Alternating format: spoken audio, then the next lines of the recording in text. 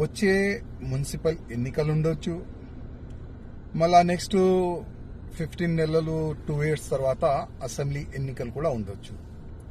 దాంట్లో బీజేపీ జనసేన పొత్తు ఉంటుందా లేదా అని ఒక చర్చ నడుస్తుంది. నేనైతే జనసేన అధినేత శ్రీ పవన్ కళ్యాణ్ గారికి చెప్పేది ఒక్కటే, మీరు కూడా తెలంగాణలో జనసేన క్యాండిడేట్లు పెడితే చాలా బాగుంటుంది. ఎందుకంటే దాదాపు 2014 నుంచి మా వాళ్ళు కాంప్రమైజ్ రాజకీయం చేస్తున్నారు. దానివల్ల మా పార్టీకి చాలా అంటే చాలా నష్టం జరిగింది.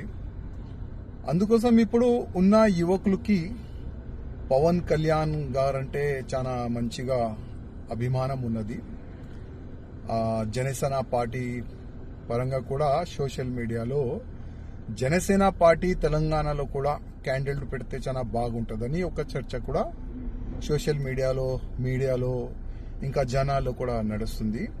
అందుకోసం దీనిపైన ఒకసారి ఆలోచన చేస్తే చాలా బాగుంటుందని మా పవన్ కళ్యాణ్ గారికి నా ఒక రిక్వెస్ట్ అనుకోండి, అభిప్రాయం అనుకోండి.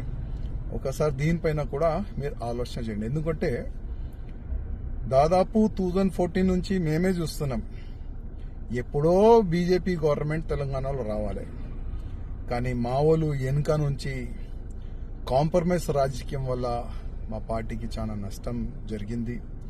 ఉన్న మా పార్టీ క్యాడర్ని చూడరు, సీనియర్ని పక్క పెట్టేస్తారు.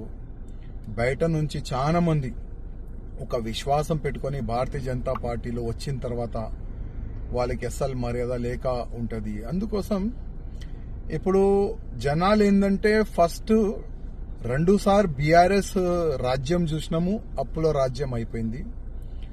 రేవంత్ రెడ్డి కాంగ్రెస్ రాజ్యం చూస్తున్నాము, ఇంకా కూడా అప్పుల రాజ్యం అయిపోయింది. అసలు ల్యాండ్ రేట్ కానీ జీరో డెవలప్మెంట్, అన్ని విధాలుగా ప్రజలు రైతులు అందరు కూడా చాలా ఇబ్బందిలో పడిపోయినారు. నెక్స్ట్ ఏ పార్టీకి ఓటేసి గెలిపిద్దాం, ఎవరిని మనం ముఖ్యమంత్రి చేద్దామని ప్రజల్లో కొద్దిగా నడుస్తుంది. అందుకోసం జనసేన పార్టీ నుంచి కూడా చాలా వరకు క్యాండిడేట్లు పెడితే నేను అనుకుంటున్నా జనసేన ముఖ్యమంత్రి కూడా తెలంగాణకి కావచ్చు.